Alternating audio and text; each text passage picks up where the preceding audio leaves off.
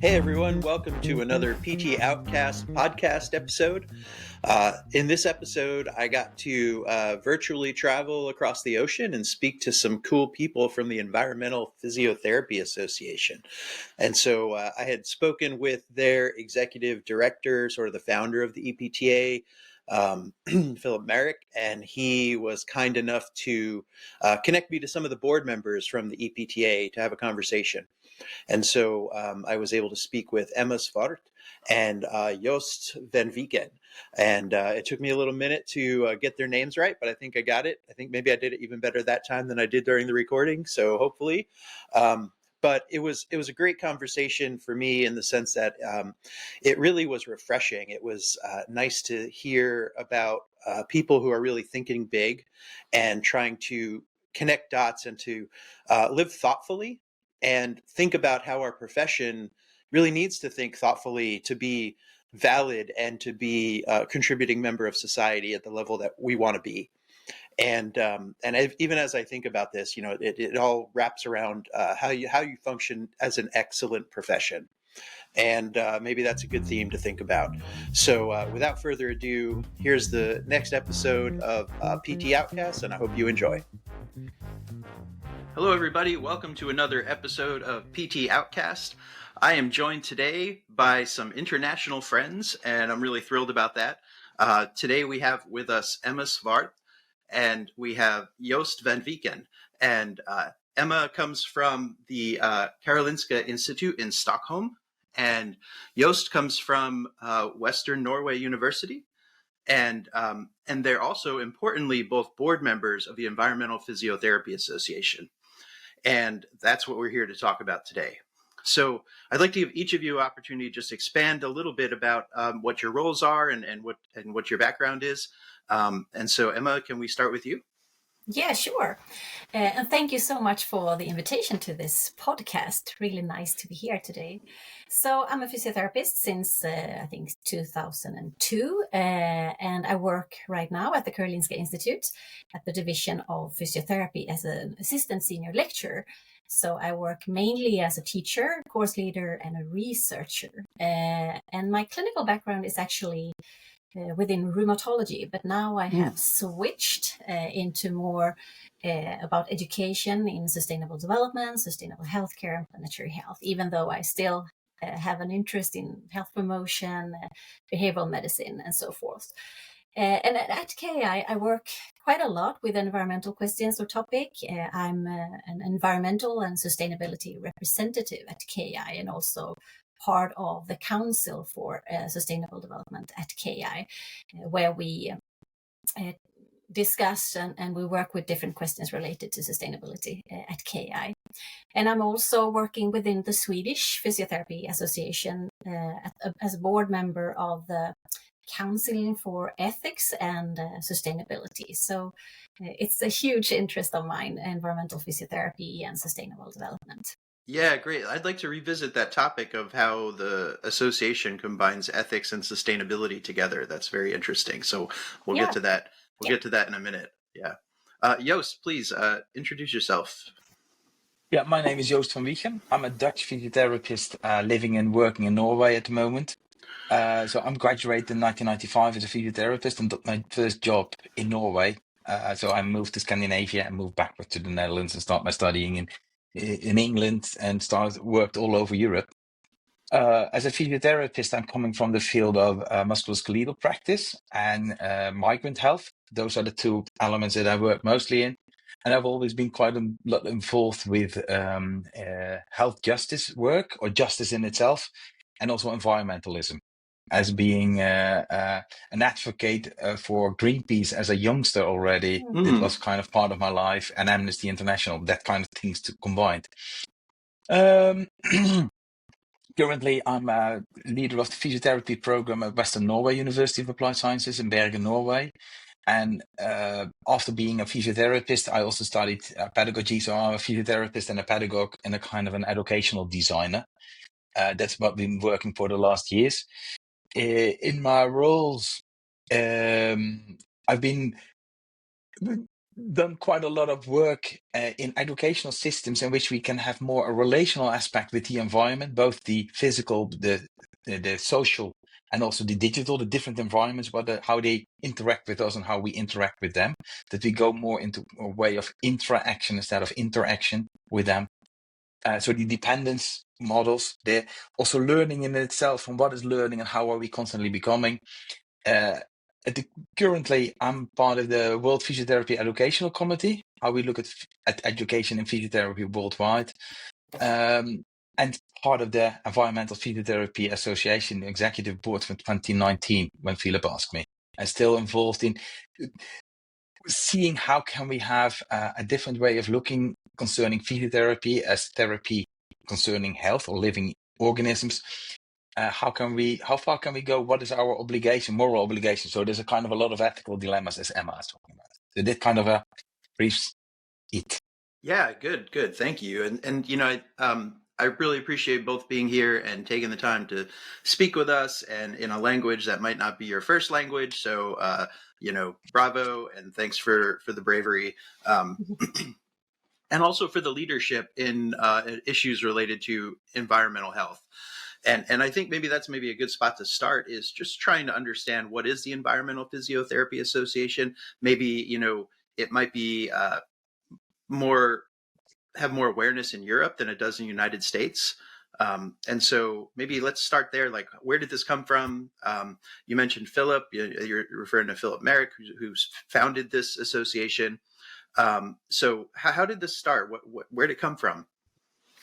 Well, as far as we can trace it back, Philip is a German physiotherapist who did most of his work in New Zealand and started working there. And as many of us came somewhere to the conclusion, is health something that experiences itself in a laboratory? As a lot of us physiotherapists work sometimes in a laboratory, a cubicle, 4x4 meters, patient gets in, patient gets out, or something like that. And after being 40 hours a week in a cubicle without a window, then it starts to look upon, is this the world that we are helping to get in harmony with ourselves and with the environment, or is there something more? Especially knowing as a physiotherapist that we have a relation between who we are, where we are, and in the environment. We are not living in a vacuum. So that's kind of the thing. It's for Philip that he saw more and more. There's more than meets the eye from physiotherapy. And also what is if we see ourselves in the light of others, is the other always human? So this about asking questions and see the role of the environment as one of the bigger issues concerning life on Earth, and for whom are we working. So that's why I started in 2018, the Environmental Physiotherapy Association. In that sense also that it was connecting with climate change, and one of his first blogs was about global warming and the etymological responsibility of physiotherapy. Mm-hmm. So that was in 2018. Then he started that one, and it started working out more and more that also in this global warming climate crisis, we have a responsibility of being in the world, especially when we take physiotherapy serious. Also in the etymological understanding of physio as life, and therapy as togetherness or working together from the old Greek. That was a small group. It was supported by Catherine Mustard and Dave Nichols from New Zealand started in. He asked me in 2019, I was just together with a colleague, we started the Green Physiotherapists in the Netherlands, to see also that we have to work more together with the environment, and also to support our stewarding. And we started with a small group of physiotherapists who were engaged, and we built on further and further. So that was first of a lot of academics, and also to gather a momentum that people who liked the idea to work in. At the same time, it was a parallel track that you saw already with Planetary Health emerging. So also that kind of connection, that's not just physiotherapy, there's a lot of other fields also, and this field connection. For environmental physiotherapy, it was important that environmental physiotherapy is not just sustainability in itself, but it's actually in the right range. How do we look upon it? Because we see the challenging coming over us from an anthropocentric perspective, humanistic, but also the planet in itself. This is the living quarters that we stand on. Do we need to protect? This also from indigenous perspectives came more across. And also the love for our environment. And then it gets also the ethical question: are humans there to exploit the world, or is it something that we live with instead of in? No, that kind of questions. How does it refer to physiotherapy? And it's kind of that it emerged further and further into fields of education, the educational agenda for 2023. That was kind of a lot of areas that we worked on. Then it was practice, research. Yeah. Yeah. Let me ask you a question about that. So as this is forming, there was this environmental physiotherapy agenda that was sort of identified, right? So what did that agenda do? Was that, because to me that was like sort of a really important point for this development, because that was like, that's where there was a call out to the world. Well, the agenda was one of the first things that we saw, that when we have a future perspectives or futures in itself, that the future is ours, and the futures at the same time is not written. So the only thing that we can imagine futures. In that sense, it was an ethical responsibility to look upon the world, and that was the environmental physiotherapy agenda, where we got out actually a statement how we commit ourselves as educators to help future physiotherapists to have an understanding and an awareness of the environmental impact, and also the importance of environmentalism towards our profession.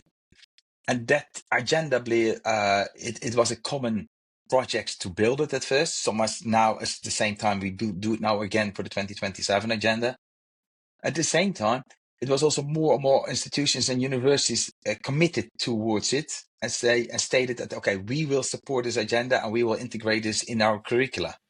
And that was kind of, the momentum was building in, and people, oh yeah, this is important, because what you say, it is a question that you ask yourself: is this something that we have to do? And it stands a little bit beyond an instrumental view of physiotherapy as what are the things that we just do, but it's also why are we doing it and what does it mean for our actions. Okay.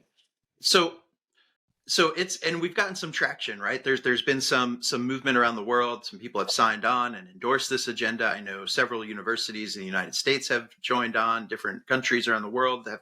So this really is a global effort, which is really interesting. The other interesting thing that I'm sort of hearing, and Emma, maybe you can talk about this a little bit, is it's maybe this links to what I wanted to talk about with the ethics and sustainability, but it's more than just being responsive to climate change.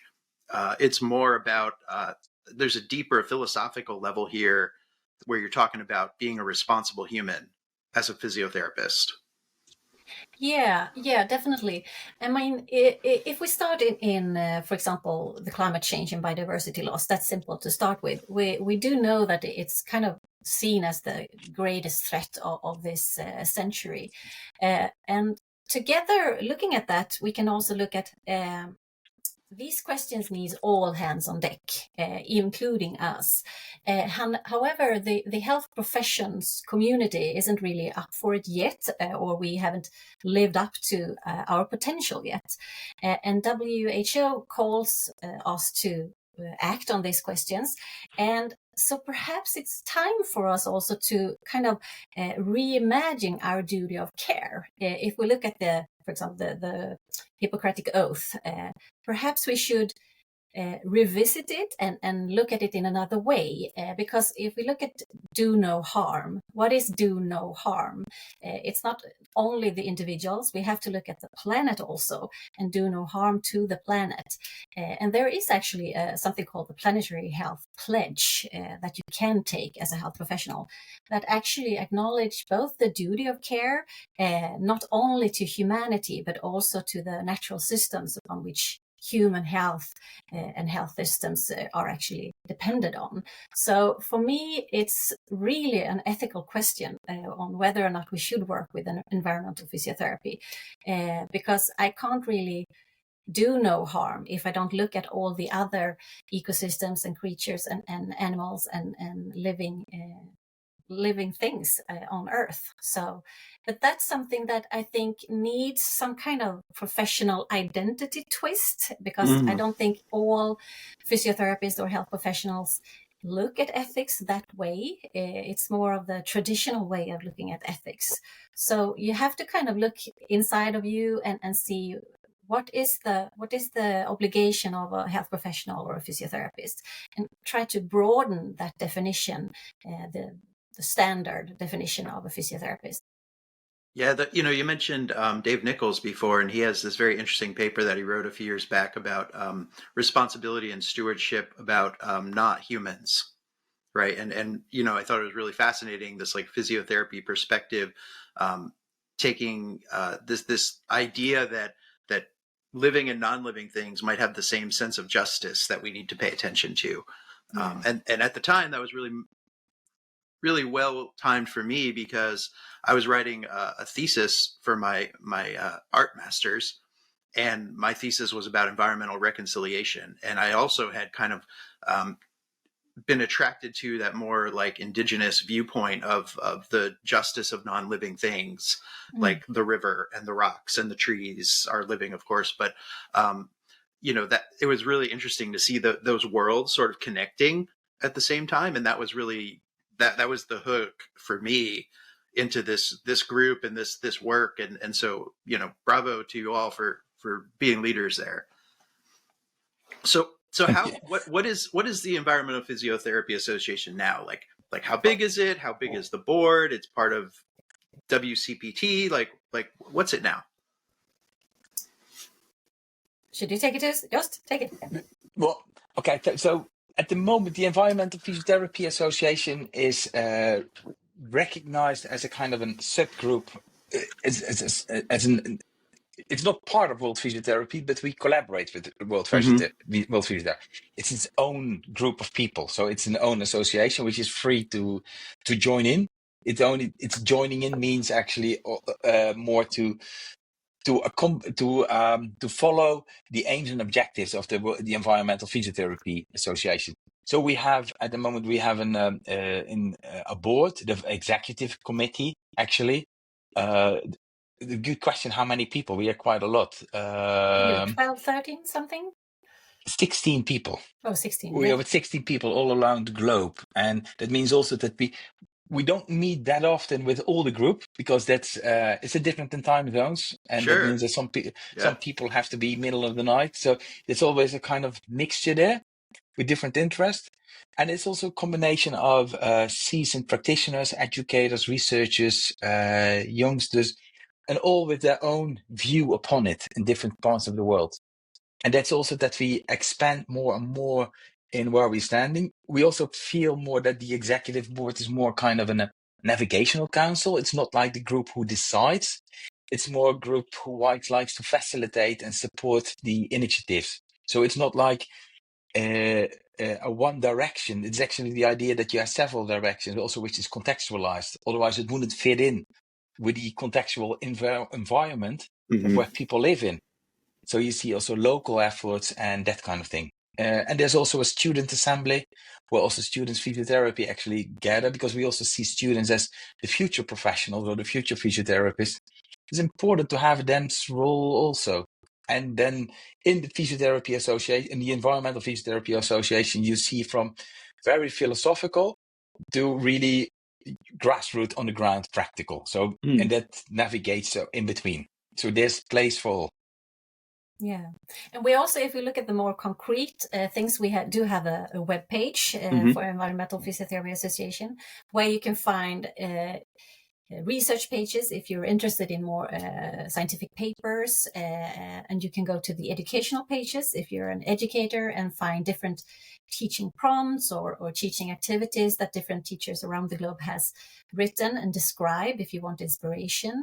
And there's also practical pages if you, for example, want to know more about the sustainable physiotherapy clinic, or you want to know more about landscape or urban green spaces, and you can also see all the articles that has been published now in the special topic.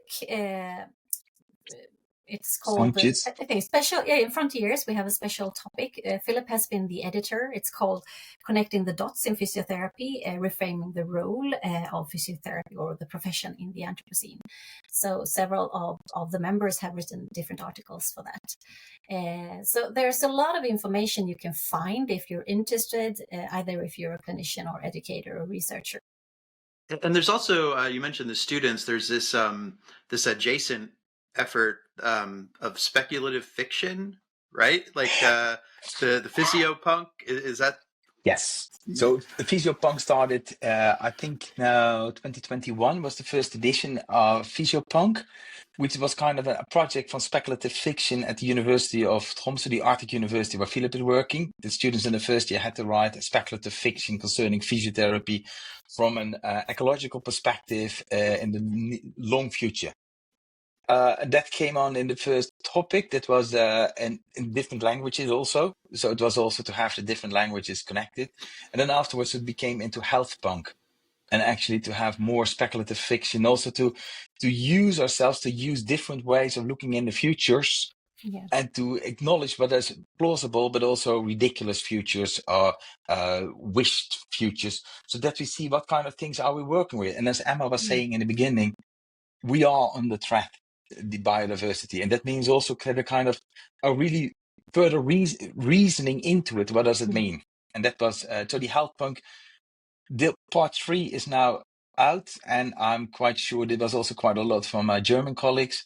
And health punk 4 is definitely on its way. So everybody, all the listeners, are more than invited to actually start thinking about their speculative fiction stories. Yeah. And I think that is so great to do that. Me as a teacher or educator within physiotherapy, that's what actually one of the main key competences that we have to educate our future physiotherapists for, to have this ability to future think and to be action oriented, because we're kind of forced into a healthcare system that has always been in a way, but we have to learn to think in new ways and transform the different systems within healthcare, and not only kind of do as our supervisors have always done it. So we have to teach our students to be able to think totally drastic different than before, and dare to challenge the clinical supervisors also. Yeah, and isn't that like a great example of using like the humanities and not science to learn and to create new knowledge, right? And to understand the world around you a little bit differently. And I think, that's you're seeing humanities rise in physical therapy education in the United States.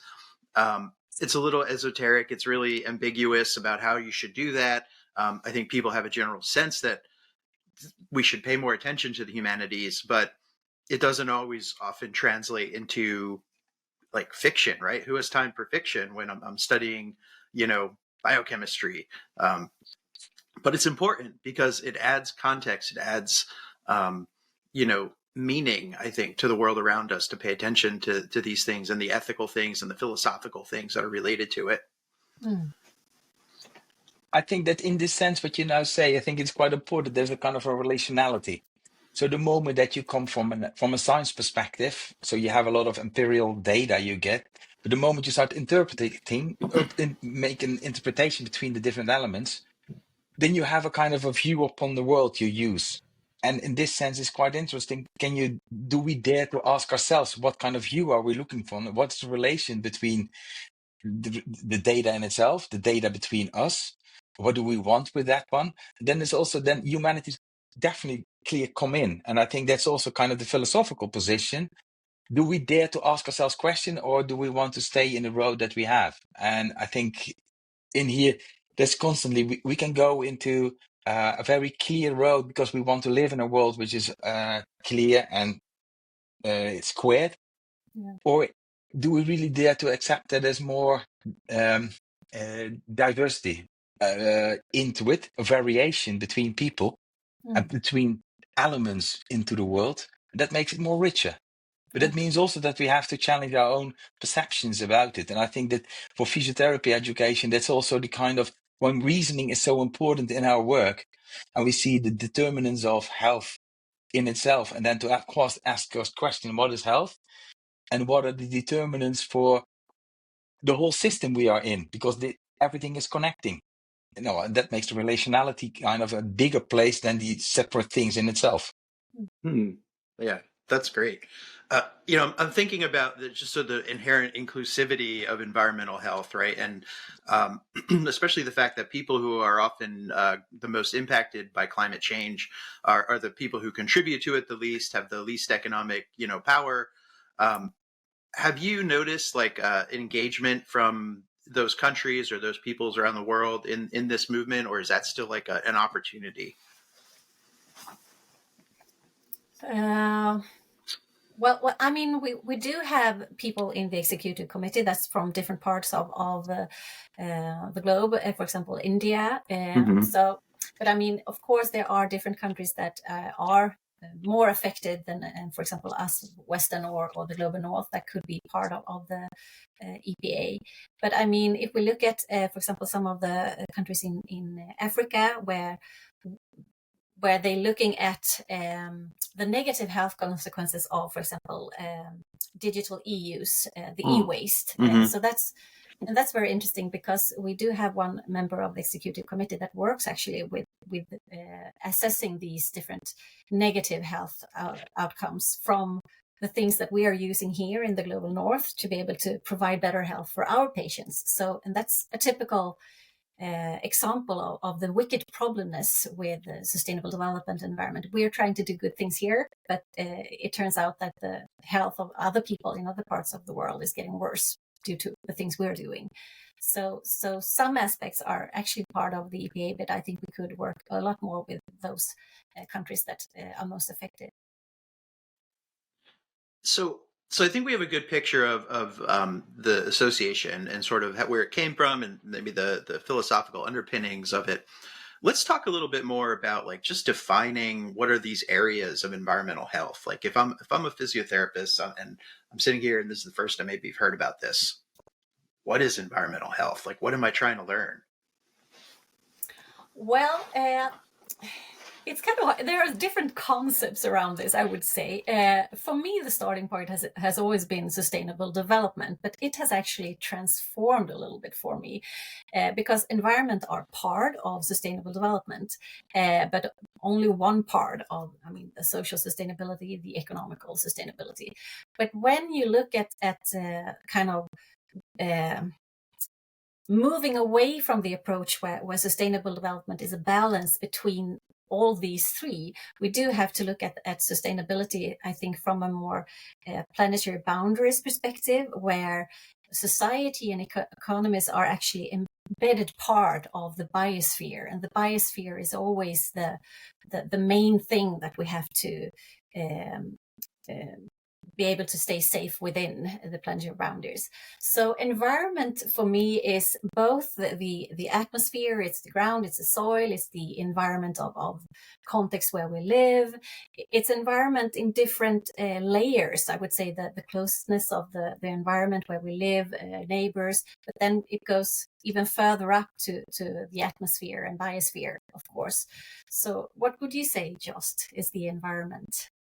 I think this is interesting what you say. It is also connecting with your question, Eric. It is the first time we like to have something defined. And here is something, as Emma is saying, we explicitly didn't define environment in environmental physiotherapy. So we kind of operationalized it in a different context. So it's situationalized, operationalized.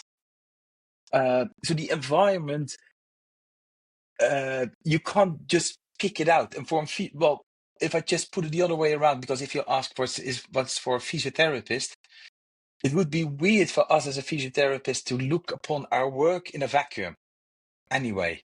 So it always happens with something, in something, and this is, we are in the world.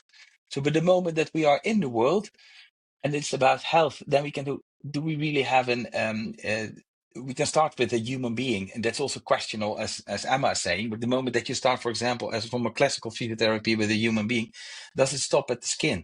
Because sometimes we do think that it stops at the skin, but actually the air we are and the ground or the water we stand on, and we get into, everything is part of our own physiology. So the physiology is part of it. So you can expand quite quickly because the effect is quite severe. For example, if I go into the Netherlands, if we go to a big city with all the exogases from all the cars, the impact on human and natural bonding is tremendous. So are we then working, are we helping people with COPD, or are we working, where are we going to influence something concerning, for example, COPD? And then just the human aspect. At the same time, you can have the biodiversity, you see constantly the elements everywhere. So also, as Emma's saying, you have so many plateaus or layers that we have to work on, and that you constantly, that it's a kind of an expanding thing. So it is both small and big, because there's a kind of a connection. Instead of the fragmentation, we see in environmental physiotherapy also more the connection between the different elements, and that you can't say for one and then leave the other away. So we have the responsibility goes on everything, and at the same time you have to see where can I have impact. Yeah, so Makes sense. Yeah. So you're saying that to have a very human centric view and say like, okay, well, you have a heat related illness. Like the environmental physiotherapy is, I'm going to learn how to treat your heat related illness. That's cutting ourselves short, because really we need to understand that you have a heat related illness because you're in an environment that is under stress and maybe giving you much more heat than you ever should have had. Yeah. And that leads us back to this question about do no harm. If I'm a health professional that should do no harm, then I should also educate and advocate for healthy air without all these greenhouse gases, and to do no harm to the planet and also to our health. So it's about perhaps broadening all the determinants of health and not only looking at the layers most closely to the patient or the individual, but look all the way. And I think, at least in some countries and some physiotherapy education, we kind of stopped somewhere where and didn't include all the determinants of health, the environmental determinants of health. We kind of stopped somewhere. And why did we do that? Why did we stop looking at things that might affect our patients' health? Yeah, so I think thinking about things like where you live in environment, and do you have sidewalks? Do you walk to things? Or, do you live in West Texas and you drive 30 miles everywhere and you're living where like oil production is happening all the time and all of the, chemicals that are there. So looking at just the context of where you live and decisions that maybe government makes and policy makes. So you're saying we need to be engaged in that level too, right? There's an advocacy component to this. Yes, definitely. I think, if you look at advocacy, for example, the most perhaps easiest way of looking at it is physical activity. We could definitely be part of policy building and guidelines, since, I read an article, or it was a scientific journal about a month ago that had some kind of articles about the environment and climate change and physical activity. And they stated that physical activity could actually be both a victim, a perpetrator, and what was it? Something else. Let me see if I can remember. And also part of the solution. So if we look at physical activity as a victim, then we can see that if there's a lot of air pollution and a lot of extreme heat, it might not be a good idea for vulnerable people to be out that day and doing their physical activity outside. Then we as physiotherapists have to be also part of policies that provide shadow or more trees or green spaces, trying to cool down these urban heat areas in the cities. And then also we are a perpetrator, because we are sometimes using physical activities that might have a lot of greenhouse gas emissions compared to other types of physical activity. And how do we discuss with our patients about what kind of physical activity should we be actually doing?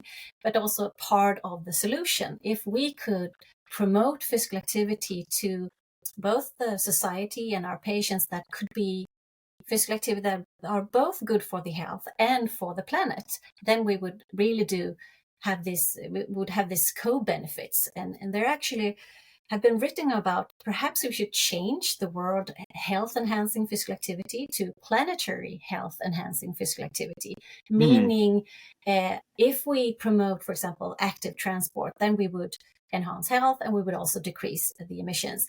But also urban gardening If we promote that, we could also promote health. We could promote more seasonal food and storage and stuff like that. So, and there aren't that many types of physical activity that actually is both beneficial for health and the planet. So we really do have to think about those things. We often say to our patients that go out in the woods or go to a national park, but how do they get there? Is there motorized transport or is there a bus? So we have to, and I mean, how often do you as a physical therapist talk to your patients about, are you driving to the clinic? How far are you driving? Should you perhaps do your exercise at home once a week instead of coming here twice a week due to the distance that you're actually driving? And that's nothing that we really teach our students to, or we didn't teach it. I do it now. But so we have to also start being part of this policy making, trying to change wording in different landscape design policies in the local nearby area. And that's something that I think is very uncommon for physiotherapists to do. But we have to take that spot. We have to be there with our knowledge. And that's part of the advocacy work. Driving to the national parks, that's an interesting example. One that's in my mind is that here in the U.S., I don't know how it is in your Scandinavian region, but it's hard to find a bicycle that doesn't have a battery now. Almost everybody has bikes with batteries, like e-bikes everywhere. Yeah. Right. And so people are on their bikes, but they're also somewhere minerals were extracted to create that battery, probably at somebody's harm. Yeah, exactly. It's a wicked problem. Yeah, and here you get also the other part is what is necessary. And here's also, because what Emma is saying, we are so used to have a kind of a dichotomy, a dualistic way. It's either or, so it's wrong and it's bad. But most of the things are on a huge spectrum, and it's a web where there's some elements are more based on the situation, more or worse. Now, for example, the thing what you say here with batteries on bicycles, or coming from the bicycle country, I think in the world. In the Western world, the Netherlands, where we have bicycle lanes and everywhere, we saw also the amount of e-bikes really exploding. But is it necessary? So you go somewhere, we have to go into the thing of comfort. Because is it necessary to have an e-bike? Is it necessary that we can cycle so much further? Or is it a conditional thing? For example, when I moved here to Bergen is a city in Norway with a lot of hills. Now I'm used to cycle everywhere. And people say to me, Bergen is not a cycling city. Oh, yes, I think Bergen is a perfect cycling city. The only thing you need a little bit more condition. Your stamina has to be up and maybe also your power. But it is possible to cycle, so you don't need it. But it means it will cost you something else. And how are we standing? And that's something for me as physiotherapist working with people. How much comfort is comfort, and when becomes comfort uncomfortable, when our search for comfort becomes uncomfortable. Also in our wish to go to all the national parks, again, the Dutch example with 80 million people in an area which is as big as a big city, if everybody would go every day to the national parks and to the nature, there's no nature left with so many people. So we have also to see there's a kind of a balance there. So we can we also learn to love the thing which is closer to us and not always maximizing?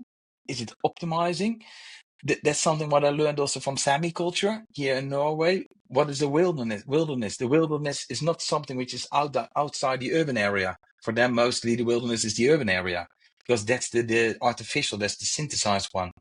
So changing our perspectives, I think, is so important here as physiotherapy. And then we come back, as Emma is saying, with do no harm or iatrogenese. We are quite open. We want to do the best for our people.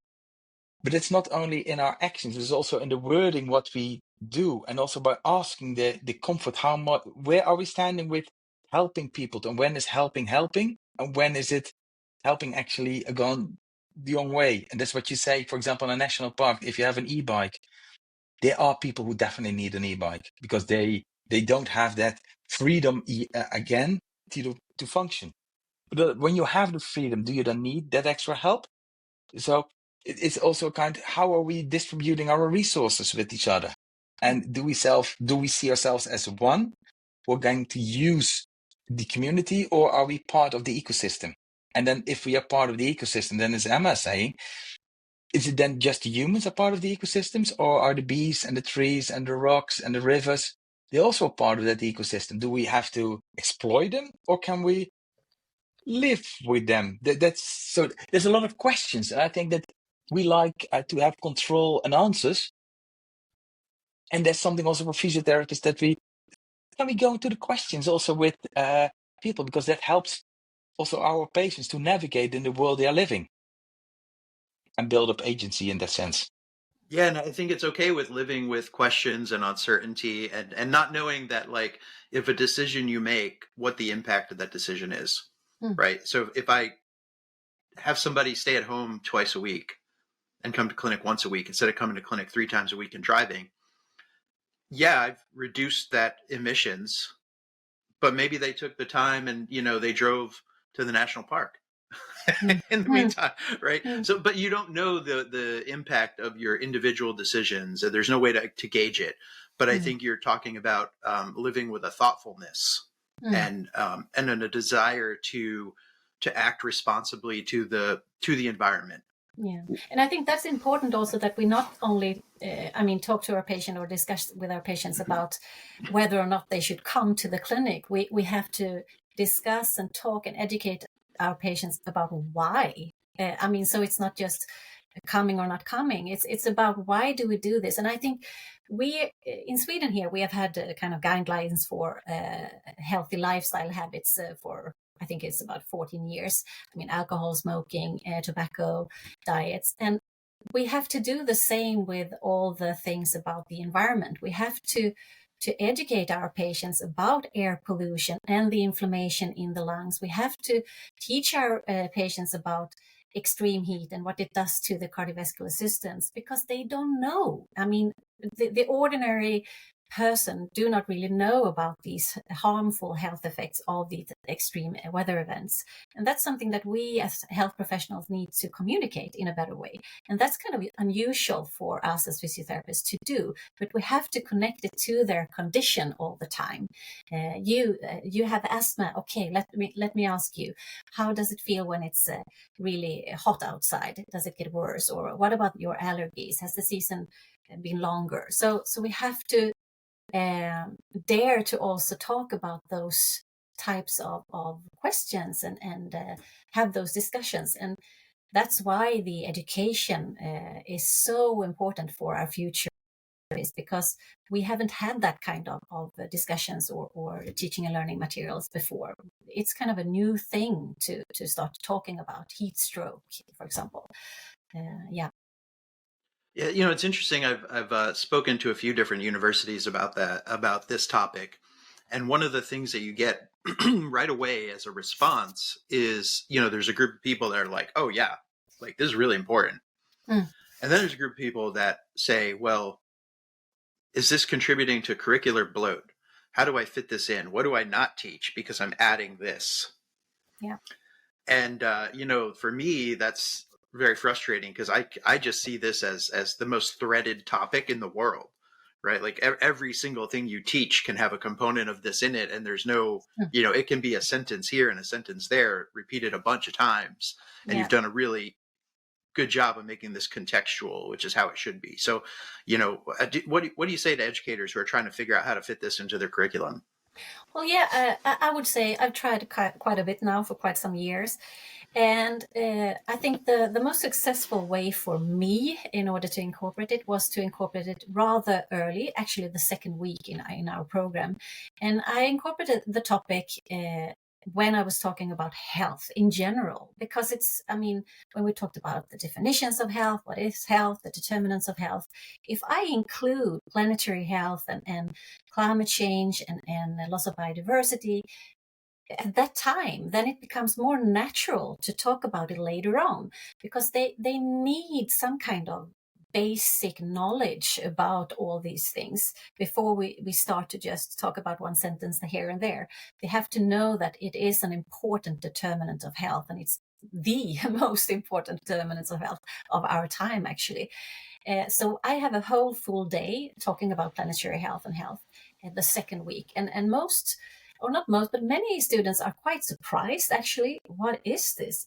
Does this have to do with physiotherapy? But after a few hours, they're kind of into it, and they're really happy that we are talking about these questions, because some young people are already thinking about all these questions all the time.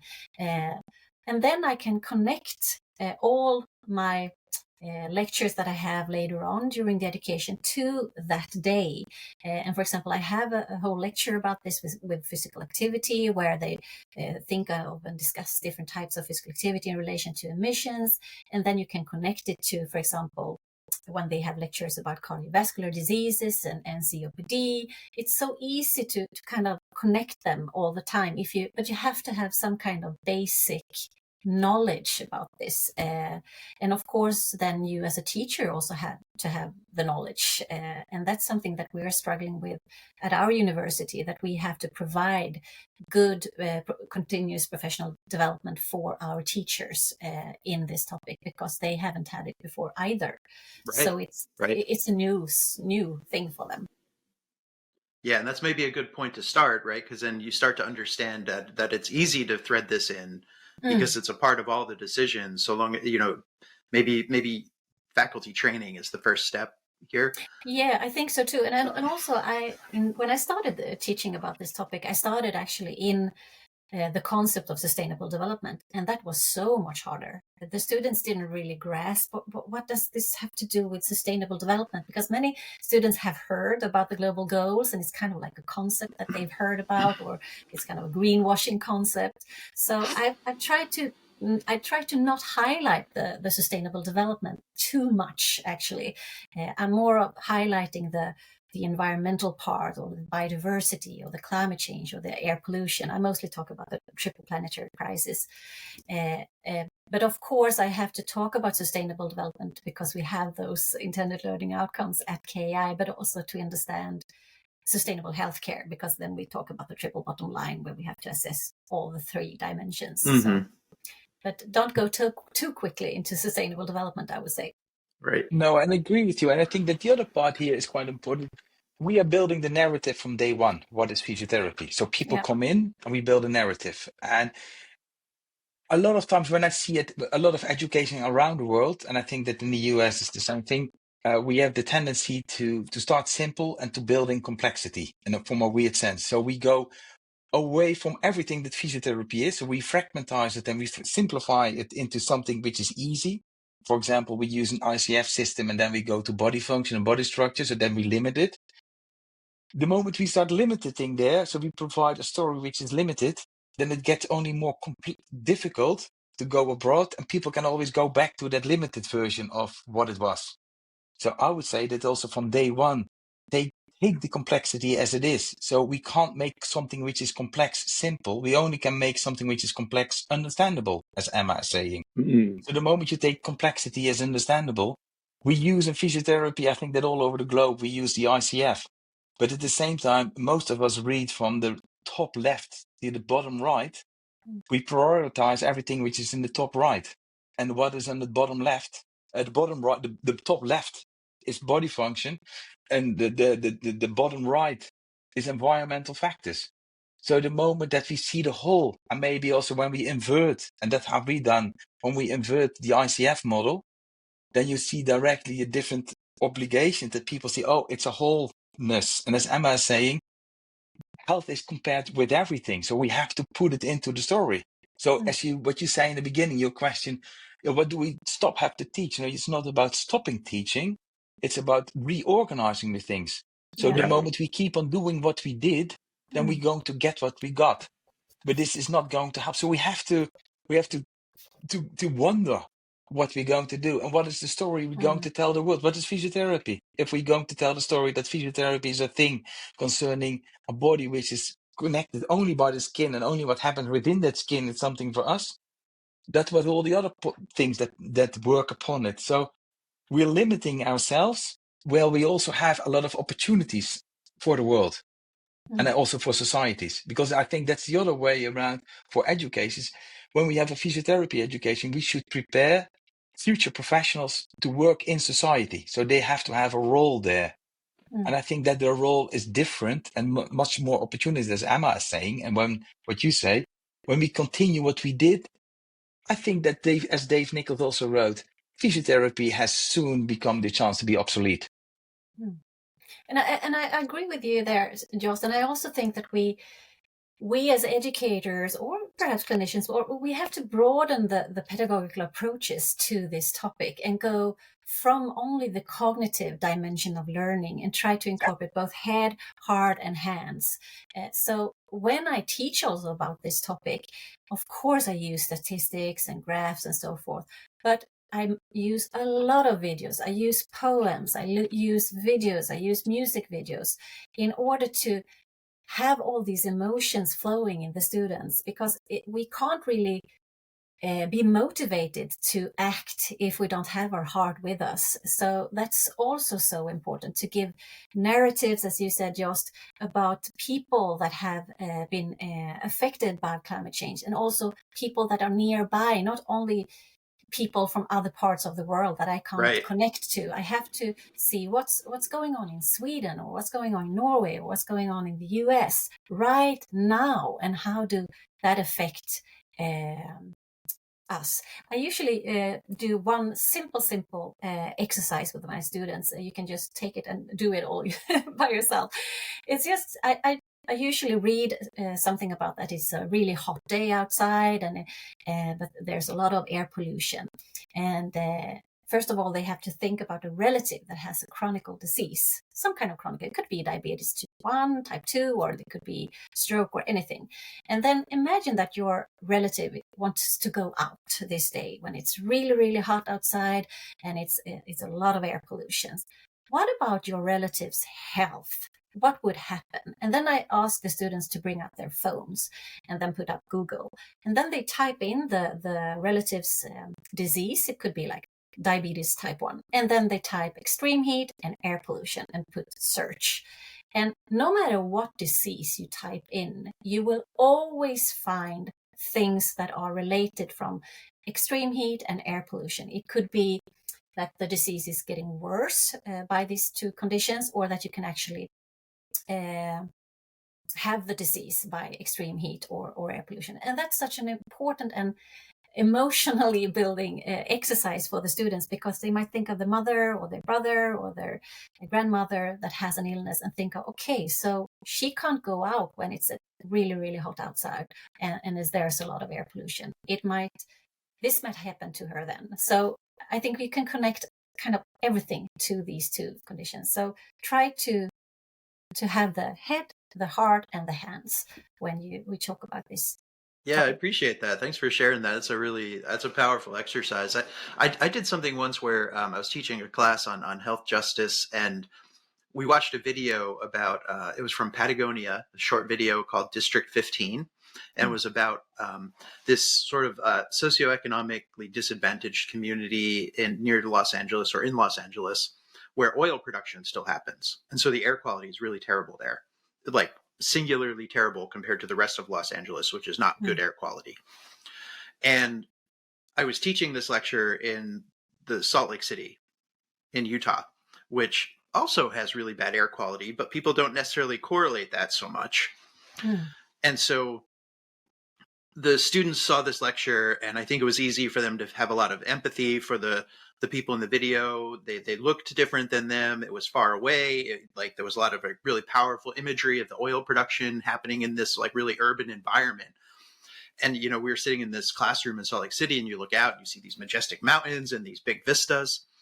And so I pulled up an air quality comparison of District 15 that day and Salt Lake City that day.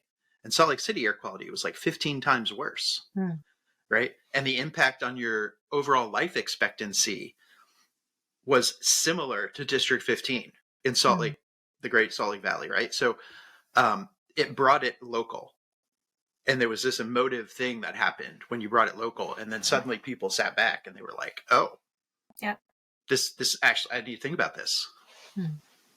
Yeah, that's really powerful. You always have to. I mean, of course, we're teaching about the global health also and the global situation, but it's really nice to kind of bring it back to your local area or to someone you know, in order to be really emotionally attached to the topic. So yeah, that's great.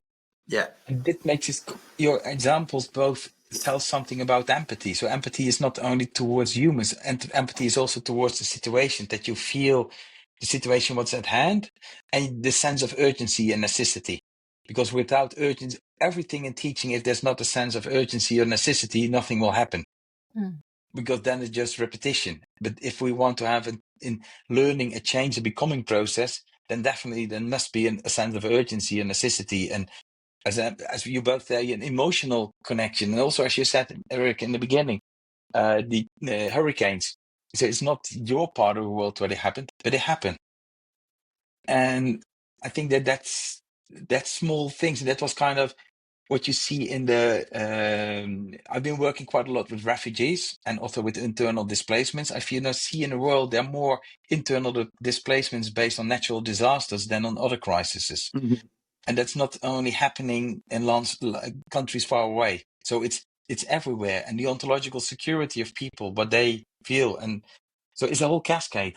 So I think that the examples are so obvious, but we don't always recognize them as part of physiotherapy in our profession now here. And that's also the connection. And that was the last bit, but I kind of thinking of, but also what physiotherapists do. So, for example, a lot of people use cars to transport, to commute. And then when you start working, then they say, yeah, but it doesn't feel safe to use something else to bike or to walk. But that's here gets directly the question as physiotherapists, okay, are we leaving it there? And then, oh, it's not safe. So it's out of our hands. We don't have agency. Or is that actually the place that people don't feel it's safe? So should we start doing something? Is it something that we have to start working there? Because then it's the added value for our community, but also for a physiotherapist in that community. The role of that physiotherapist also changes from a provider, from a steward into the society. And I think there's also an economical value for physiotherapists to look differently at their work of being with the community and with the world. Yeah, I like that you brought that in there because, I think so far we've had this economic idea of, well, maybe they shouldn't come to the clinic as much. Well, now I can't bill. But you're saying there might be other ways to think about how we practice and how we engage with society that could also benefit us. Yeah. Yes, it's because a lot of times when we go concerning equity in itself, so everybody needs to make his kind of living into the world with each other. And you can do that just your own profit base, but you also can do that in more exchange with the community or with the large community. For me, it means also the environment and the natural community. And there's also a way that you can stewardship with it and also find a different way of creating your income.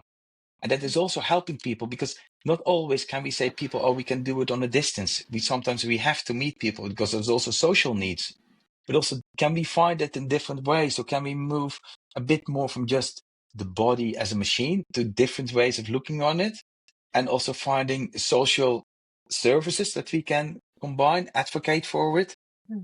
Then the role changes, but we have it in ourselves to have that role, because physiotherapist in itself, I think, is very flexible and adaptive, and we like effort. So there's a lot of things that are in our nature of the profession that makes it so much easier to actually to start moving, and just one tiny bit beyond the classical form creates opportunity. Yeah, I Yeah, agree with you. I'm a huge lover of advocacy, so that resonates very well with me.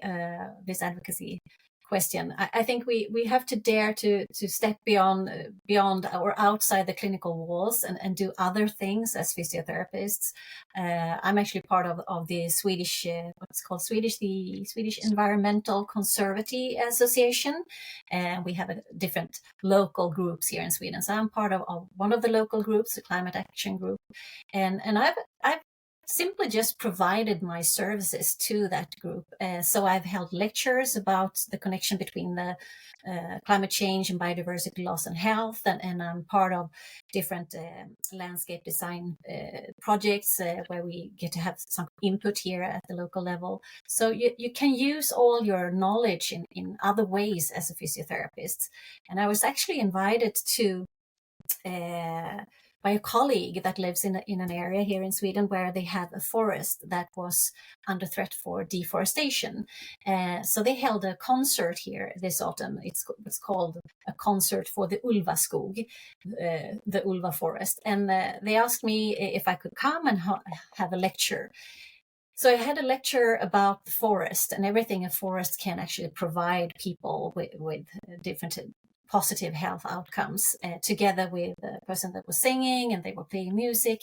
And it gave me so much also hope, because it's not always about providing knowledge and awareness. It's about being part of a community and spreading some kind of hope. And so if you're able to give from yourself, give your time and your expertise, there's so many arenas that you can work in as a physiotherapist.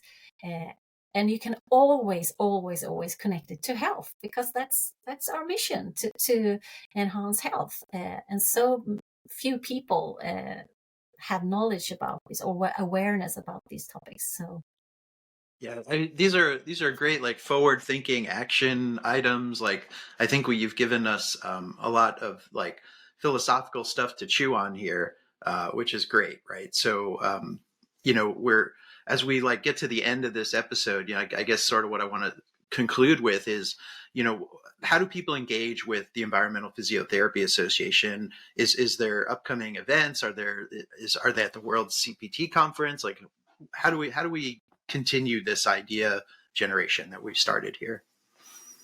So I can say at first, at the World Physiotherapy Conference in Tokyo, several of the members will be there.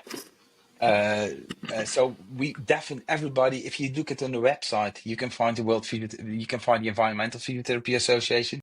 So first of all, people can always email, sign up for the newsletter, or be member. It's always easy to connect to everybody in the board. You can connect to Philip, to me, to Emma. It's not a problem.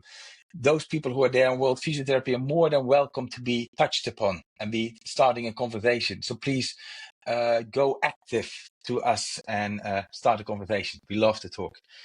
Then in the end of the year, we definitely have again the festival, the Environmental Physiotherapy Festival. And so we have several of those kind of things. So it's kind of an online event. So it's not like we meet in places. Sometimes we meet. So we try to put in everything that we know and we hear of. We put it on the website, and also try to share with social media when we can. But just the ways of connecting are huge. And at the same time, we also support local networks if they like to. How can you build up a local network or a regional network of physiotherapists who like to discuss with the teams? That's something that we, if you like, help us support, contact us. Great. I would also say that for physical therapists here in the U.S., in the American Physical Therapy Association, there's a special interest group that's part of the Academy of Leadership and Innovation that is for environmental PT. And it's not a big group. I think there's only 50 members. So there are definitely space for everybody there still. So. Yeah, that's good. And I think all physiotherapists should actually read the policy statement from the VPT that was out 2 years ago, I think. It's kind of it's called the climate physiotherapy policy or something. That's really great. If you also want to have something to show to your leaders or your board at your university or your clinic, that this is something that we actually should work with. Okay, great. And if one last thing, because of course we're talking about physiotherapy, but the Planetary Health Alliance stresses beyond physiotherapy and health in itself. So it's not, if you want to connect, it's not just within physiotherapy. So if you just look at the local efforts concerning, or the global efforts, there are a lot of institutions. So it's cross-sectorial. So it's not connected with only one. And I think that every moment counts here. Yeah. Every moment counts. The urgency, I feel it I feel it. Yeah. All right. Well, thank you so much for joining us today. This was a lot of really meaty stuff to get out there and to talk about. I have a lot of gratitude for both your time and the work that you've been doing so far. So thanks again for coming, and thanks everybody for listening to another episode of PT Outcast.